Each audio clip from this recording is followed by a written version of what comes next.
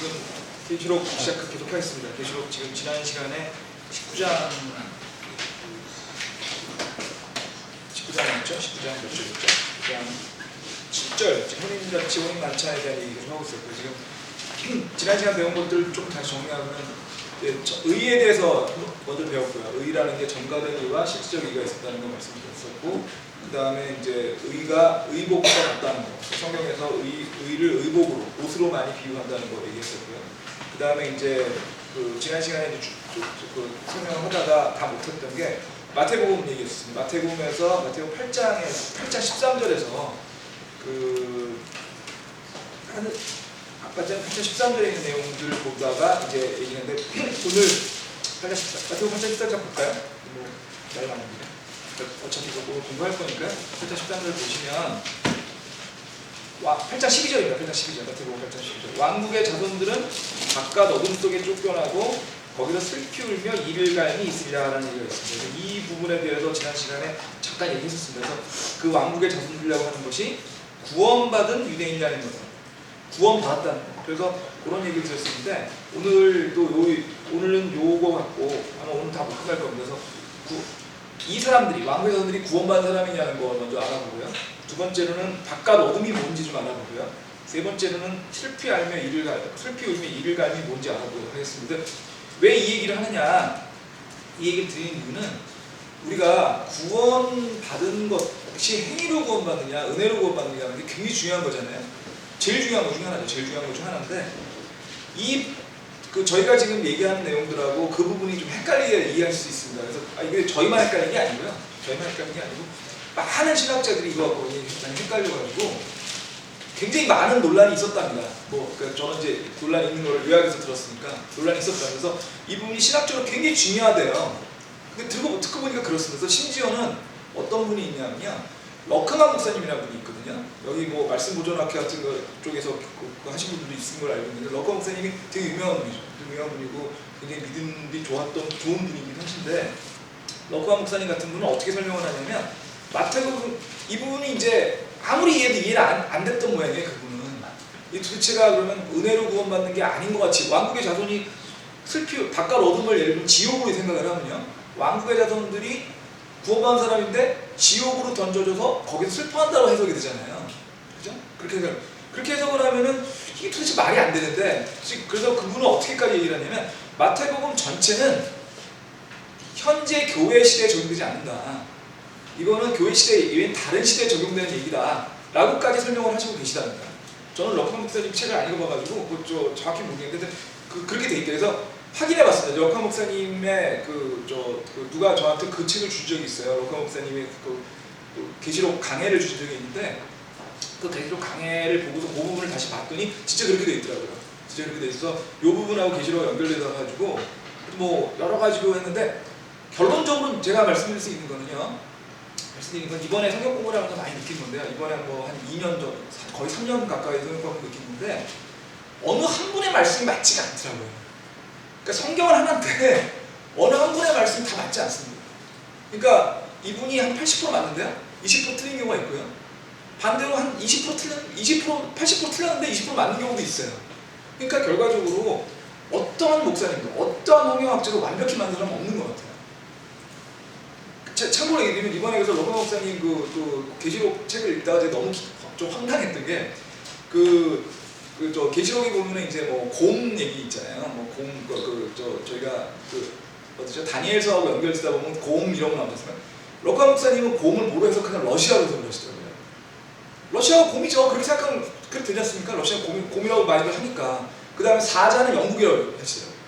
저희는 어떻게 배웠죠? 그게 이제 아시리아라든지 이렇게 과거 역사를 했는데 그분은 그거를 러시아는 곰이고 사자는 영국이고 사자가 영국이라는 거는 굉장히 일반적인 설명입니다. 왜냐면 영국 대영 제국을 설명할 때 라이언이라고 많이 하거든요. 저는 개인적으로 그 영국 역사를 되게 좋아해가지고 많이 했는데 거기 그림이 많이 나오거든요. 그런데 아무리 러크만 목사님을 좋아하려고 해도 그건 아닌 것 같더라고요. 그거는. 그죠? 그게 거기 나오는 계시록에 나오는 사자 이런 부분들이 사자라는 게 영국이고 곰은 영국 그건 아닌 것 같은데 그러니까 결론적으로 이런 생각이 듭니다. 왜냐하면 이번에 성경 공부하면서 저도 많이 배우고 있는데요. 여러 종류의 학자들이 얘기하신 거를 가능하면 많이 이해를 하고, 그러니까 뭐 그런 부분들 이해해서 결과적으로 우리가 이해하는 수밖에 없습니다. 우리가 이해하는 수밖에 없고, 그리고 가장 맞는 말이 뭐다라고 이해할 수밖에 없는데, 그러다 보니까 조금씩 다를 수 있습니다. 이해하는 게 조금씩 다를 수 있습니다. 그렇지만 가장 중요한 기준점이 흔들리지 않는다면 조금 다르더라도 서로 이해해야 되는 것 같아요. 제 교체의 결론은 겁니다. 럭권 목사님 그 계시록 강의 읽어보면요, 어떤 부분은 정말 말이 되고요, 어떤 부분은 말도 안 됩니다. 진짜 그 러시아가 고비라는 건 전 진짜 이해를 못하겠어요. 도대체 이거 무슨 생각으로 쓴 건지. 요즘에 젊은 애들 그런 얘기 하잖아요. 무슨 약 드시고 그런 얘기 쓰셨어요? 그런 얘기는 거의 그 수준 얘기면 이거 도저히 이해를 못하겠어요. 도대체가. 그런데 맞는 것도 있거든요. 꽤 많거든요. 맞는 것. 그러니까 제가 오늘부터 말씀드리는 거, 오늘 이번 시간, 다음 시간 아마 다시 말씀드리는 부분에 보면 여러 신학자들이 얘기한 거를 서 목사님이 정리를 하셨고, 서 목사님 정리하신 걸 저도 못 믿어가지고 다시 저도 확인해 본 거거든요. 그러니까 그런 부분을 이해하시고 이해를 하시는 게 좋을 것 같고요. 그 다음에요, 보면 여기서 이때 구원받은 사람인가를 보시면, 지난 시간에 다시 한번 볼게요. 지금 마태복음 8장의 이제 상황을 보겠습니다. 말장 상황은 뭐냐면은 백부장이 지금 자기 종을 고쳐달라고 하는 얘기거든요. 백부장이 자기 종을 고쳐달라고 얘기해가지고 어떻게 했냐면, 백부장이 자기 종이 문제가 생겼으니까 주님으로 와서 고쳐달라고 합니다. 근데 주님이 가겠다고 하시니까 백부장이 오실 필요까지 없고요, 그냥 말만 하십시오. 뭐 오십니까? 이 하찮은, 저도 자기도 하찮은데 이 하찮은 이 종 때문에 오십니까? 하니까 주님이 뭐라고 칭찬하시냐면, 이렇게 믿음이 좋은 사람이 없다, 이렇게 얘기하시잖아요. 그죠? 그럼 정리해 볼게요.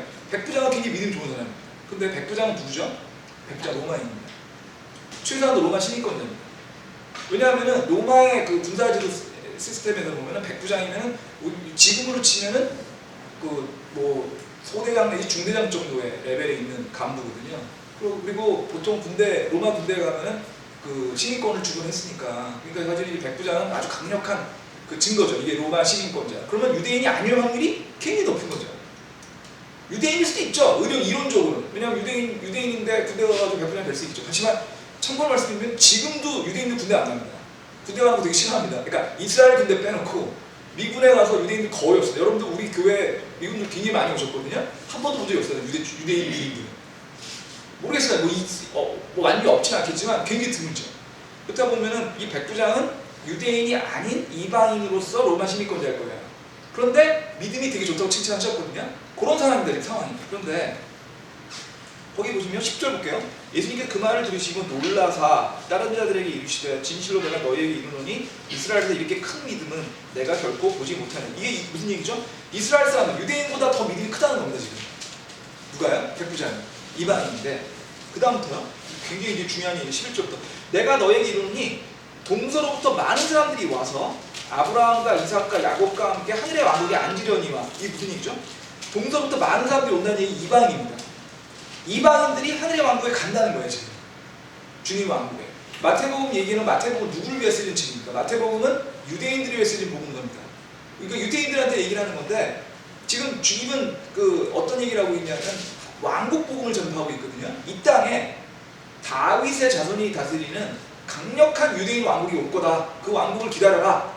니네가 기다리는 왕국이 올 거라 얘기하고 있는 거거든요. 그런데 지금 뭐라고 그러냐면 그 왕국에 이방인들이 올 거다 하는 얘기예요. 그 다음에 뒤에 보시면 아브라함과 이삭과 야곱과 함께, 유대인과 함께. 그 얘기 무슨 얘기입니까? 주님이, 그러니까 지금 유대인들이 기다리던 왕국이 왔는데, 그 왕국에는 유대인만 들어가는 게 아니고 이방인도 들어간다는 겁니다. 지금 우린 이방이니까 이 구절이 좋죠. 우리는. 근데 입장을 바꿔 생각해 보십시오. 얘는 유대인이세요. 열 받는 거예요. 왜 예수님을 유대인들이 십자가에 못 박혔는가 제가 한번 설명드린 적 있잖아요. 유대인들이 십자가에 예수님 못 박은 거는 열받아서 한 거예요. 열받아서. 자기들이 알고 있던 거하고 다른 얘기하는 거거든요. 자기들만 구원받고 싶은데, 자기들만 왕국가고 싶은데 아니라는 거예요. 지금 그 얘기를 하고 계신 거죠. 그러고 나서 그 얘기를 해서 일단 유대인이 열받았을 겁니다. 지금 이 구절만 가고 12절에 보시면 왕국의 자손들은 바깥 어둠 쫓겨나며 거기 슬피움에 이를감이 있으려고 되어 있습니다. 여기서 왕국의 자손들은 아무리 미니멈으로 봐도 유대인이에요. 왜냐하면 위에 유대인 얘기를 하고 있었기 때문에. 근데 그 중에서 어떤 유대인이냐면은 이 왕국의 자손들은 구원받은 유대인입니다. 왜냐하면요, 지난 시간에 했던 것에 다시 볼게요. 이게 너무너무 중요한 거더라고요. 이제 제가 지난 시간만 해도요, 이게 이렇게 중요한지 몰랐어요. 그러니까 지난 시간 하고서 그 복습을 좀 했는데, 이게 굉장히 중요한 거예요. 다시 한번 말씀드리면, 이 왕국의 자손이라는 구절이 여기 있고요. 계시록, 그러니까 마태복음 13장 38절 다시 볼게요. 13장 38절에 보시면, 밖은 세상이요 좋은 씨는 왕국의 자들일때 가라지는 저 사악한 자의 자녀가 되어 있죠. 이 지금 그 계시록 13장 지난 시간에 얘기 잠깐 드렸죠. 계시록 13장은요 아주 유명한 그 가라지와 알곡의 비유입니다. 가라지는 뭐라고요? 사탄의 주식이 사악한 자의 자손이고요. 알곡은 뭐라고요? 그 주님의 하나님 왕국의 자녀라고 되어 있지 않습니까? 하나님의 자녀라고 되어 있거든요. 그러면 여기서 좋은 씨는 왕국의 자녀라고 얘기했을 때 이 왕국의 자녀는 뭐라고 봐야 되냐면 당연히 구원받은 사람입니다. 왜냐하면요. 여기서 계시록 14장 38절에 있는 얘기가 있는데 저 사악한 자의 자녀들이라 가라지를 뿌리는 원 39절입니다. 가라지를 뿌리는 원수는 마귀요 수확하는 때는 세상의 끝이요 거두는 자들은 천사들이니 그런즉 가라지를 모아 불에 태우는 것이 이 세상 끝도 그러리라. 사람의 아들들이 자기 천사들을 보낼 것이요 그들이 실족하게 하는 모든 것과 불법들에 하는 자를 그의 왕국에서 모아다가 불타는 용광로 속에 던져 넣으리니 거기서 통곡하며 이를 갈니 있으리라 되어 있습니다. 그러면 가라지는 마귀의 자손들인데 어디에 들어간다고요? 불타는 용광로에 들어갔죠. 성경에서요. 성경은 사실은 우리가 성경 해석이 어려운 점은 뭐냐면 한 단어가 몇 가지 뜻으로 해석되는 경우가 꽤 있거든요. 근데 안 그런 경우도 있습니다. 그 단어는 항상 똑같은 뜻일 경우가 있는데 불타는 용광로는요 성경에서 단 한 번도 다른 뜻을 쓴 적이 없습니다. 이거는 항상 지옥을 썼습니다. 그러면요 가라지가 이 불타는 용광로에 들어간 건 지옥이라는 거였습니까? 그럼 가라지는 사악한 자의 자녀들이고 구원받지 않은 사람이죠. 그러면 가라지의 반대에 있는 좋은 씨는 당연히 구원받은 사람입니다. 근데 구원받은 사람인데 지난주에 얘기 드렸죠? 여기는 왕국의 자녀라고 되어 있잖아요. 이거는 children이라고 합니다. 영어 성경에 보면 children이라고 해석이 되어 있고요. 그 다음에 12절에 보면 8장 다시 보세요. 마태복음 8장 12절에 보면 왕국의 자손이라고 되어 있죠. 이건 son이라고 되어 있습니다. 영어 성경에 보면 son이라고 되어 있어요. 아까 그 children이 되어 있고. 그래서 그런데 이 둘이 같다는 겁니다 지금. 그러면 야 son이면 son이고 children이 왜 son하고 children이 같냐라고 얘기를 하실까봐 이거를 원어를 찾아보면 이게 son하고 children으로 번역이 되어 있지만 원래 원어는 뭐라고요? 헬라어입니다. 그리스어입니다. 그리스어에서는 뭐라고 되어 있냐면 휘오스라는 한 단어라는 거예요. 그러면 왕국의 자손들이나 왕국의 자녀들은 휘오스라고 하는 한 단어를 번역한 거고 그 휘오스라는 그리스어 단어는 성경에 382번인가 3번인가 쓰였는데 그 중에 307번인가 8번은 그 자손으로 번역이 되고 나머지는 자녀로 번역이 된다는 거죠. 그럼 무슨 얘기냐면 같다는 얘기죠 지금. 그러니까 왕국의 자녀들과 왕국의 자손들은 같은 겁니다. 그러면 이거 둘 다 구원받은 사람입니다. 그럼 다시 정리해 볼게요.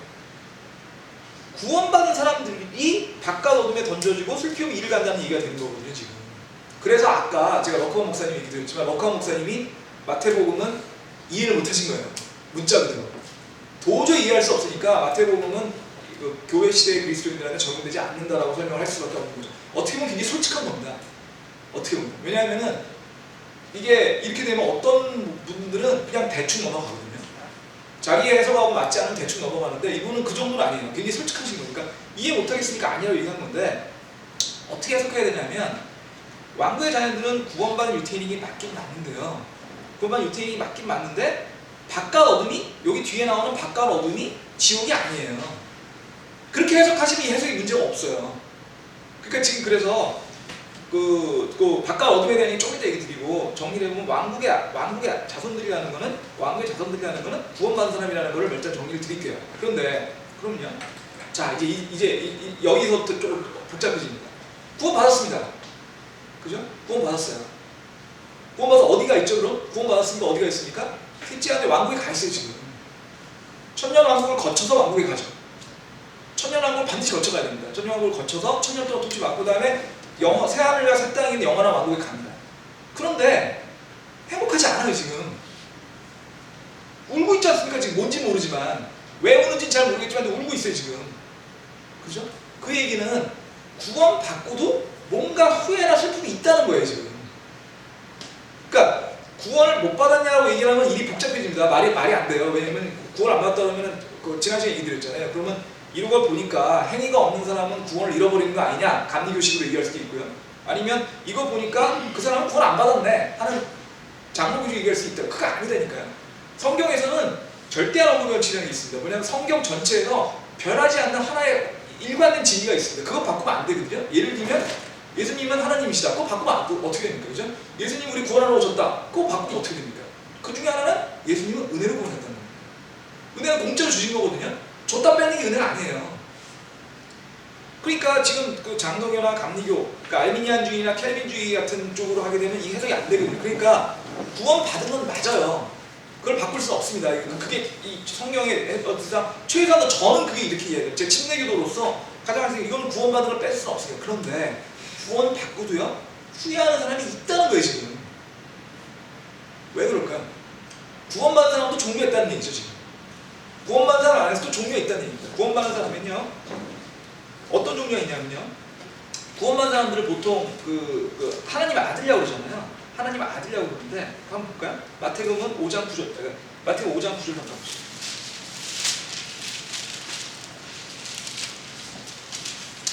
화평케 하는 자들은 복이 있나니 그들은 하나님의 자녀라 불릴 것이기 때문이라고 되어 있죠. 그죠? 그러면 이거를 하나님의 자녀라는 건 구원받았다고 보통 해석을 하잖아요. 그렇게 해석을 하면 이게 이상해집니다. 왜냐면요. 그러면 화평케 하는 사람은 자기가 행위를 통해서 평화를 가져오는 사람. 화평케 하는 사람은 영어로 해석하면 피스메이커입니다. 평화를 가져오는 사람들이 되면 그런 자기의 행위를 해야 구원받는다는 뜻으로 보이잖아요. 그게 아니라는 거예요. 자꾸 얘기 드리지만 행위로 맞지 않거든요. 그럼 이게 무슨 뜻이냐면 이거는요 구원 이후에 행위가 필요하다는 겁니다. 구원은 받는 거 은혜로 받지 않습니까? 근데 구원을 받고 나서요 행위를 해야 돼요.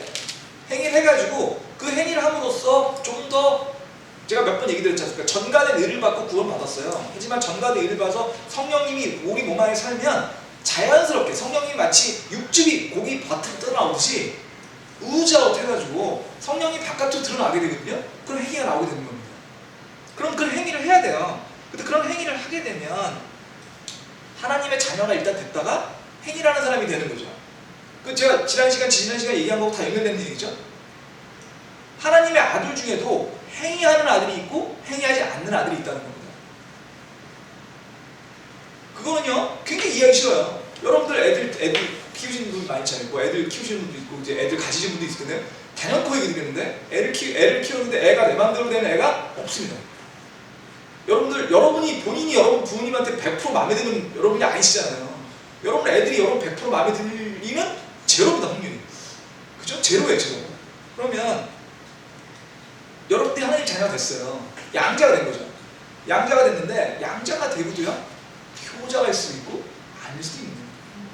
주님 여러분들을 구원해 주긴 했어요. 여러분들 입적을 하셨어요. 하지만 성령님이 여러분한테 들어가 삶에도 불구하고 성령님이 더 열심히 여러분 안에 있게끔 해가지고 여러분들이 그거를 아까 말씀드린 것처럼 열심히 행위로 나타나는 사람이 있는가 하면 아닌 사람이 있다는 겁니다. 효자일 수도 있고 아닐 수도 있다는 거예요. 효자가 아니라고 여러분이 호적을 파진 않지 않습니까? 여러분 자녀들이 여러분 마음에 안 들게 한다고 여러분들 너 이제 앞으로 내 자녀 아니야 이러지 않잖아요. 그러시고 싶은 마음은 있겠지만 그러지 않잖아요. 그죠? 너 마음 같아서 그러고 싶은데 그러지 그냥 안 하시잖아요. 그죠? 하나님 똑같다는 거예요. 구원을 받으셨어요. 구원을 받았는데 구원을 받았지만 그 안에서 행위가 있는 사람도 있고 없는 사람도 있지만 구원을 잃어버리지 않다. 하지만 그 아들 중에도 그런 차이가 있어요. 그러면 어떤 차이가 있냐면요. 여기서 하나님의 자녀라 불릴 거라고 그러죠. 하나님의 자녀가 된다고 했습니까? 불릴 거라고 했습니까? 되는 거랑 불리는 거는 다른 겁니다.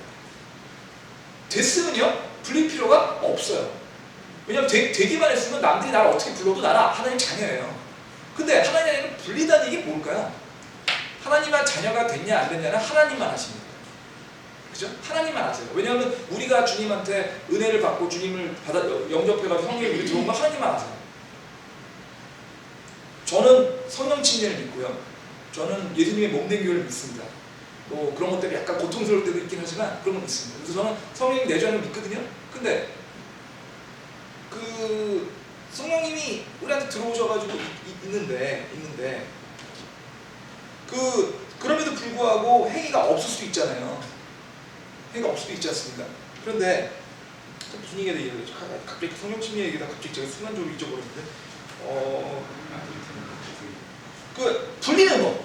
그러니까 내가 성령 침례된 건 주님은 아신다는 거예요. 딴 사람은 모르죠. 그런데 언제 불리게 될까요? 언제 내가 하나님의 자녀라고 할까요? 제가 성령 침례를 받고 났습니다. 받았는데 받고 나서 행위를 해요. 행위를 하는데 행위가 남들이 보기에 저 사람은 진짜 하나님을 받아들인 사람인가 보다. 다른 사람들의 눈으로 볼 때 하나님의 자녀로 보이는 겁니다. 그래서 불리는 겁니다. 이해되세요? 그러니까 내가 하나님의 자녀가 되는 거는 불릴 필요가 없어요. 그냥 선이 들어오면 되는 거예요. 근데 그리고 나서 행위로 드러나게 되면 다른 사람들이 저 사람은 하나님의 자녀다 이렇게 되는 거죠. 서 목사님이 굉장히 좋아하시더라고요. 김용 목사님 그 예를 되게 좋아해서 그 얘기 맨날 하시는데 식초 안에 우리가 맨오이가 들어가잖아요. 오이가 들어가서 우리가 원래는 오이였는데 피클이 됐습니다. 피클에서 피클 잘라가지고 먹어봤더니 피클 맛이 나요. 그럼 이 사람은 진짜 피클이 됐네 할 거 아닙니까? 그럼 그게 하나님의 자녀가 됐네라고 부른다는 거예요. 피클 맛을 보고 피클이 파스타와 같이 나오는 맛을 보고 이 피클은 제대로 된 거구나. 그럼 진짜 하나님의 자녀가 됐네. 봤을 때 모르겠는데. 그러니까 행위를 통해서 하나님의 자녀로 보이게 된다는 거죠. 근데요, 제가 이 얘기를 왜 복잡하게 얘기해 드리냐? 5장 44절을 보세요. 같은 장입니다. 그 얘기를 아시면 내가 너에게 이르노니 너희 원수를 사랑하며 너희를 저주하는 자들을 축복하고 너희를 미워하는 자들에게 선의를 행하며 악의를 품고 너희를 다루며 너희를 핍박하는 자를 기도하라. 그래야하면 너희가 하나님에 계신 너희 하나님의 자녀가 되리니 그분께서는 자신의 해와 해를 악한 자들 선한 자에게 떠오르지 않게 하시며 비를 의로운 자와 불의한 자에게 내려주시냐 이렇게 있죠. 44절과 45절을요 지금 이 얘기를 듣지 말고 해석을 하시면 어떻게 되냐면 여러분이 구원받으려면요 구원이라고 생각하시고 하나님의 자녀가 되는 구원이라고 생각하시고 이렇게 되는 겁니다. 여러분이 원수를 사랑하고 너를 저주하는 자를 축복하고 미워하는 자를 성공해가고 악의를 품고 너희를 다치는 자와 핍박하는 자를 기도하라. 그래야 구원받는 겁니다. 저는 구원 못 받습니다. 이렇게 됩니다. 단연코 얘기 드리는데 저는 구원 못 받습니다. 아마 여기 계신 분도 90%? 95%? 99%? 전혀 못 받는다고 생각하고 싶은데 그렇게 얘기하기는 좀 너무 민망하니까 90%, 95%는 못 받으시겠죠. 만약 이 유튜브 보시고 계신 분이 혹시 계시면 솔직히 가슴스럽게 생각해서 이렇게 할 수 있어요? 구원받기도 전에? 저는 불가능합니다. 저는 구원받고도 이렇게 못하겠어요. 솔직히 이렇게 하는 사람이 어디 있어요? 진짜 솔직히 자기 육신으로서 생각해보세요. 너희 원수를 사랑해요? 말이 됩니까 이게 지금? 너희를 저주하는 자를 축복하라고요? 그 사람을 기억 안 하는 것도 힘든 겁니다. 진짜 솔직히 너희를 미워하는 자에 선을 해하고요? 안 보는 게 저로서 최선이에요. 악의를 품고 너희를 다루는 사람 핍박한 자를 기도하라고요? 기도하죠. 제가 안 보이게 달라고 기도합니다. 저는 그런 사람을 안 마주치게 달라고 기도합니다. 이거 못합니다. 구원받고 이렇게 못합니다. 이거는요 여러분 육신으로 하는 게 아니거든요. 성령으로 하는 거기 때문에 이걸 만약에 할 수 있다면 이거 성령이 하신 거예요. 여러분이 하신 게 아니에요. 여러분이 못하는 거 부끄러워하실 필요 하나도 없어요. 그거는 맨 오이가 나는 식초가 안 들어가도 나는 피클이 됩니다라고 얘기하면 똑같은 거예요. 식초는 성령이거든요. 성령이 들어오기 전에는 절대로 못합니다. 이렇게. 그럼요. 그리고 이 얘기가 맞다면 아까 말씀드린 것처럼 전체 언급의 법칙에서 그러면 구원이 공짜로 어떻게 됩니까? 이거 다 해야 되는데 그죠? 말이 안 되잖아요. 그러니까 아까 말씀드린 거 연결해서 하시면 그래야 하면 너희가 하늘에 계신 하나님의 자녀가 되리니라는 거는 구원이 아니라는 거예요. 이게 다 되면 구원이라는 얘기가 아니잖아요. 그럼 뭐죠? 하나님의 자녀가 되리니가 아니고요 하나님의 진정한 자녀가 되리니 하면 진정한이 빠진 거죠. 참 자녀가 되니 아니면 하나님의 자녀로서 부끄러움이 없는 사람이 되니 하나님의 자녀가 된 자격은 다 좋습니다. 자격은 다 됐는데 하나님은 그거로 만족하시지 않는 거예요. 하나님은 내가 너한테 모든 성령을 주고 줬으니까 그 성령이 진짜 바깥으로 나와서 우주아웃해서 여러분 행위를 통해서 진짜 하나님의 눈뿐만 아니라 여러분 주위에 있는 사람들의 눈을 통해서도 여러분이 진정한 그리스도처럼 보이게 하시는 것을 주님이 원하신다는 거예요. 그게 주님이 원하시는 진정한 자녀라는 거예요. 그 다음에 그 뒤에 보실게요. 46절부터 보겠습니다. 너희가 너희를 사랑하는 자를 사랑하면 무슨 보상을 받겠느냐. 세대들도 그와 같이 하지 않겠느냐. 또 너희가 너희 형제에게만 문화하면 다른 사람들과 똑같이 하는 것이 또 똑같이 더 많이 하는 것이 무엇이냐.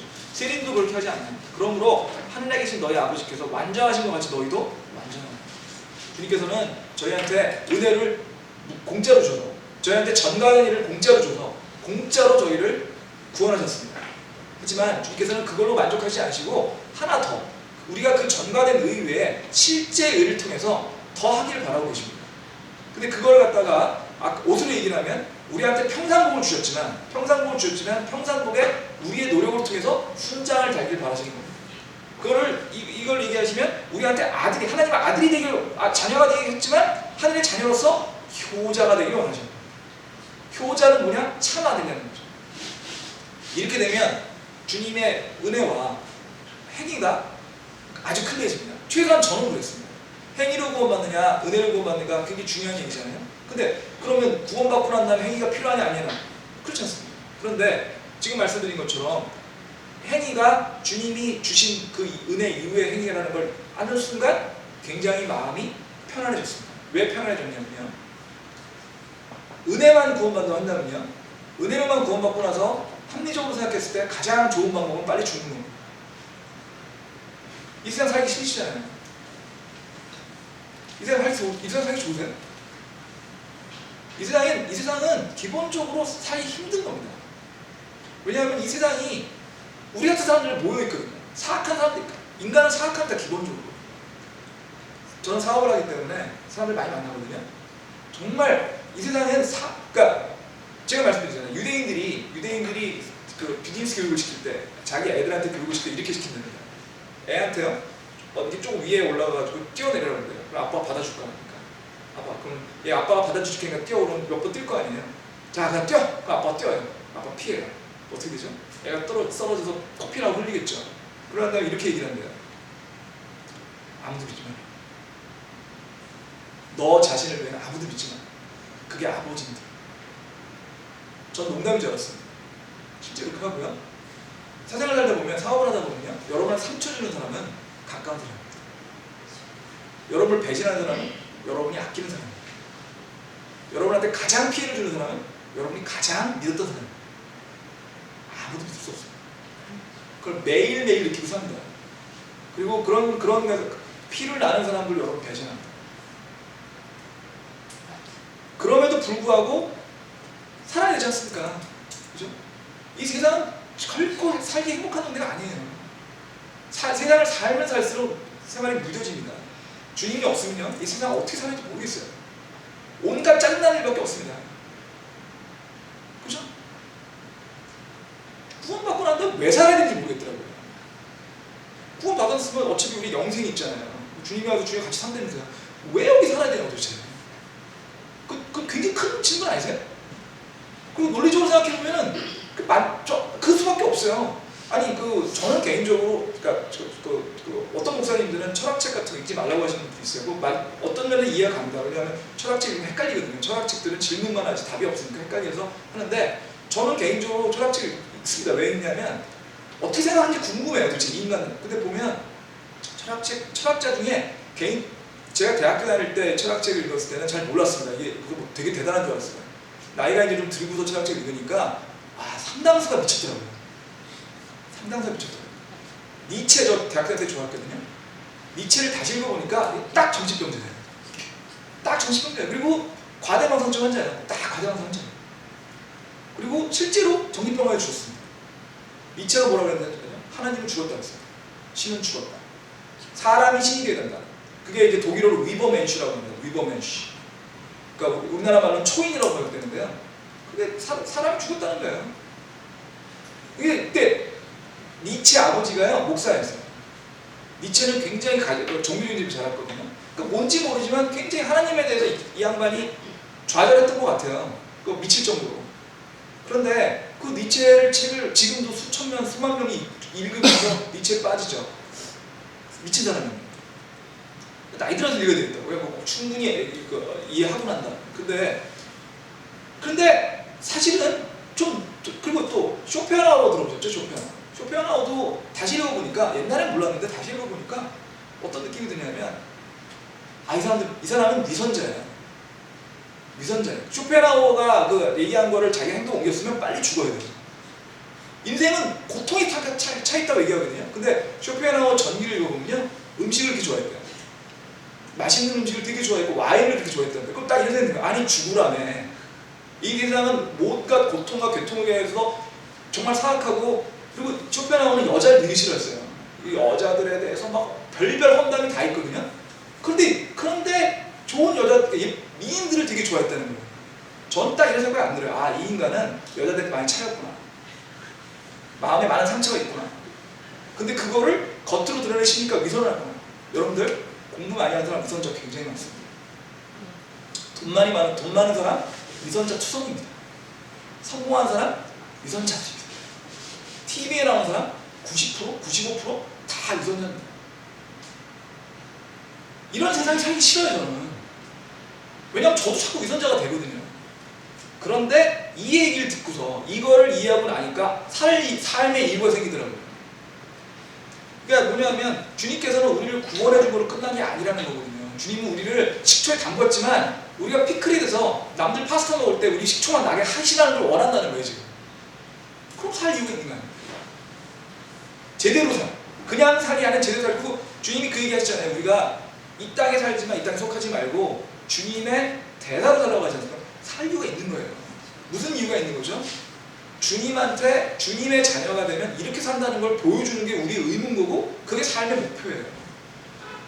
이 위선과 거짓과 쓸데없는 것과 미친놈들로 차 있는 이 세상에서 진짜 주님을 믿고 했을 때 주님의 평화와 주님의 안식을 하는 거를 저는 진정한 전도는 그거라고 생각합니다.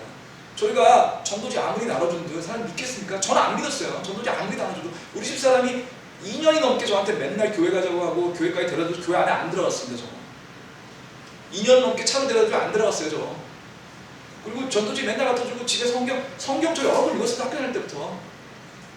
그런데 안 믿었습니다. 제가 그 진정으로 주인을 받아들이게 된 건요, 저희 교회에 와서 우리 교회에 있던 그 믿음 좋으신 분들 생활을 보고 이런 믿음이 들더라고요. 어떻게 믿길래 저렇게 인생이 평안하게 살 수 있을까? 애들이 6명이나 있는데 어떻게 6명 홈스쿨링을 해서 6명을 다 선교사로 키울까? 자기는 대한민국에 파견되어 있는 미국 육군 중에 아마 서열 3, 2, 4위 할 텐데 2등병, 1등병한 이 교회에 와도 어떻게 저렇게 잘할 수 있을까? 근데 믿으면 저렇게 될까? 좀 그런 생각이 있었습니다. 그러니까 여러분들이 진정으로 누군가를 하신다면 여러분이 정말 그 짠 소금, 식초 얘기 드리면 그 식초 쳐야잖아요. 신 느낌을 주셔야 되는 거예요. 여러분 안에 있는 성이 밖에 나와서 그걸 봤을 때 진정으로 전도가 된다고 저는 믿습니다. 그래서 왜 이게 중요하냐? 구원으로 끝난다면 살 이유가 없거든요. 구원 이후의 걸 주님이 원하시고 주님의 기준은 굉장히 높다는 겁니다. 그걸 믿는다면 우리가 훨씬 더 생활에 대해서 우리가 달라지는 거죠. 그 다음에 이제 진짜 아들이 되는 게 뭔지 아시겠죠? 진짜 아들이 아니고 그러니까 하나님의 아들이 되는 거하고 하나님의 진짜 아들이 되는 거. 근데 하나님의 진짜 아들이 되면요, 참 아들이 되면 어떻게 되면 일반 사람들도 알게 됩니다. 하나님의 아들이 되는 거 하나님밖에 모르세요. 그렇지만 여러분이 행위를, 왜냐하면 행위가 필요 없기 때문에, 하지만 행위가 돼서 참 아들이 되면 일반 사람들이 알게 됩니다. 여러분의 행위를 통해서 여러분들이 진정 하나님의 진짜 여러분들 안에 들어와 있는 식초에 그걸 뿜뿜뿜 막 하고 다니니까 아, 나도 식초에 들어가면 저렇게 되겠구나 이렇게 생각하는 거예요. 나도 식초 안에 들어가고 싶다. 나 이제 오이로 살기 싫고 피클로 살래. 이렇게 되는 거예요. 그래서 그런 점에서 큰 차이가 있다. 이제 아시겠죠? 하나님의 아들은 구원을 뺏기지 않습니다. 하지만 하나님의 아들에도 종류가 있다. 그리고 그냥 간단히 얘기해 보시면 여러분하고 사도 바울하고 같이 만날 거거든요. 사도 베드로하고 여러분하고 똑같다 보면 좀 뭔가 잘못된 거 아닙니까? 그죠? 사도 바울하고 사도 베드로가 여러분 똑같지 않을 거 아니에요. 그게 필요한 거예요. 하나님이 얼마나 효자인가. 그 다음에요. 자, 이제 여기까지 해서 이제 얘기가 어느 정도 됐고요. 그럼 바깥 어둠이 뭐냐는 거죠. 그럼 이제 어느 정도 제가 무슨 얘기 하려는지 아실 거예요. 그럼 바깥 어둠이 지옥이 아니라는 거예요. 바깥 어둠이 지옥이면 지금 8장 10절이 설명이 안 되잖아요. 다시 한번 볼게요. 8장 12절. 왕국의 자손들은 바깥 어둠 속에 쫓겨나고 거기서 슬피 울며 이를 가니 있으리라 이렇게 되어 있는데 성경에서요, 바깥 어둠은 지옥으로 쓰인 경우도 있긴 있습니다. 없는 건 아닙니다. 하지만 전부 다 그런 건 아니고요. 지옥인 경우도 있고 아닌 경우도 있어요. 그러니까 여기서의 바깥 어둠은 지옥이 아닙니다. 그러니까 그 답부터 먼저 말씀드리고요. 바깥 어둠은요, 성경에서 특히 신약에서 예수 그리스도만 얘기하셨어요. 그리스도만 얘기하셨고 그 어둠은 전부 7번이 나오고요. 7번이 나오는데 제가 4번인가가 지옥이 아닌 거로 쓰였고요. 3번인가는 지옥으로 쓰였답니다. 그래가지고 이 바깥 어둠이라는 부분이 이제 여기 나오는 8장 12절이 있고요. 그 다음에 또 바깥 어둠이 어디냐면 22장 13절이 있습니다. 다 찾아보지는 않고요. 몇 가지만 찾아볼게요. 22장 13절.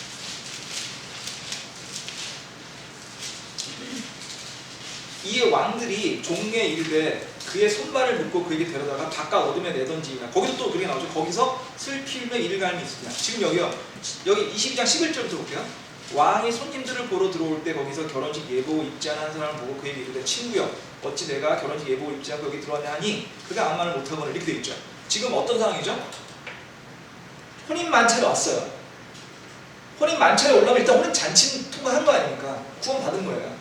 혼인 만찬에 왔는데 지난 시간에 했었죠 이거? 혼인 만찬에 이거 어떻게 됐냐고요?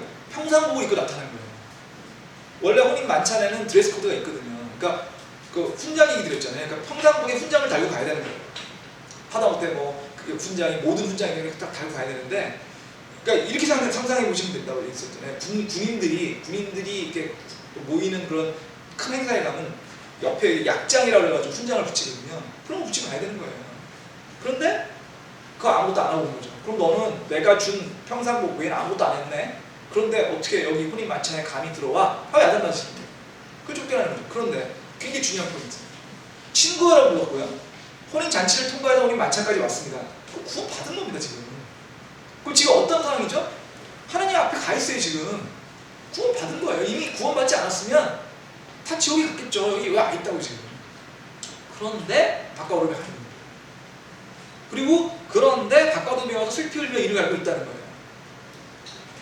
또 하나 볼게요. 25장 30절. 그러니까 여기서 바깥 어둠은 지옥일 수가 없는 거예요. 여기는 25장 30절. 25장 30절은 조금 어렵습니다. 보세요. 30절. 너희는 이 무익한 종을 바깥 어둠 속에 내던지라. 거기 슬피 울며 이를 갈미 있으며. 이렇게 돼 있죠. 다 똑같아요 지금. 바깥 어둠에 있고 이를 갈미 있는데, 여기 이게 이 그 25장이 이거는 이제 오늘 새로 나오는 거니까 다시 볼게요. 25장 14절 볼게요. 이게 마태복음에 나오는 이 구조이 소위 말하는 하늘의 왕국과 달란트 비유라고 하는 거죠.